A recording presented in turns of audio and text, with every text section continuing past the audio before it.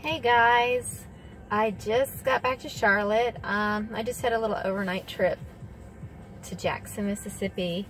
So now I'm stopping at Cracker Barrel to get me something to eat so I don't have to cook. Anyway, I wanted to just touch base and follow up with you since the last video I did, which was about Hannah and Peninnah. So just kind of meditating on some things. I mean, there's some other nuggets in that passage I think that's worth visiting. And I was just thinking about some things, and you know, the Lord, it said in the passage twice that the Lord had closed Hannah's womb. And so you wonder, okay, well, Lord, why did you close Hannah's womb? And so I think there's a reason and a purpose why God did that. And the more I thought about it, the more I meditated on it and read through the scriptures, you know, Hannah was really, I think, just grieved in her soul, grieved in her spirit. I know she was vexed because Peninnah was vexing her by kind of rubbing it in her face, because during that day and time it was so important for women to have children, specifically male children. And you know, so she specifically asked the Lord for a male child, and of course God did bless her with Samuel. But I think the reason God allowed it, just my opinion, I like to suggest that maybe, you know, she had such a strong desire to have children that maybe that desire was greater than her desire for the Lord. And I think sometimes when you like apply that to our lives today, that there are times when we can do that. We can desire certain things in our lives, and that desire might supersede our desire for the Lord. You know, we're supposed to learn to be content. You know, the scripture says, godliness with contentment is great gain.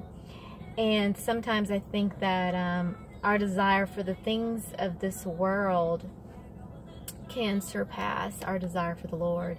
And maybe in this instance with Hannah, maybe he closed her womb in order to maybe purify her motives, you know, and her desires, and also to get her to a point where she was willing to say, Lord, if you bless me with a male child, I will give him to you. I will give him back to you. In other words, I will be willing to allow him at a young age, once he's weaned, so he was still really a toddler, to go and be trained up in the ways of the Lord in the temple with Eli. Because when you think about it, Eli's sons, Hophni and Phinehas, if I'm pronouncing that correctly, they misled the people. They were sleeping with the prostitutes at the door of the temple. Now, I don't know if they were inside the door of the temple or the outside of the door of the temple. Who knows what they were doing exactly. The scriptures are not that specific. You know, I don't know what they were thinking. If they think it was okay because they were outside the temple, I don't know. But regardless, they were sinful, they weren't righteous, and they were misleading God's people. And I know it just grieved the heart of God. And you know, he was looking and desiring a righteous one, a righteous, you know, one to be a holy priest, you know, to lead God's people in the right way.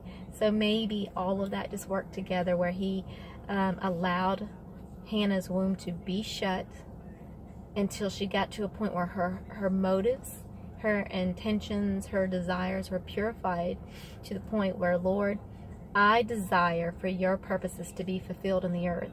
So I desire for your will to be done. So Lord, if you bless me with a male child, I will give him back to you. And for your will to be done. And for you to receive all the glory and honor. So I was just thinking about that. So anyway, I just thought I wanted to throw that out there, share that with you, and kind of piggyback on the last video that I did. And see what you think. Anyway, God bless you. Can't wait to talk to you again soon. Love you. Bye.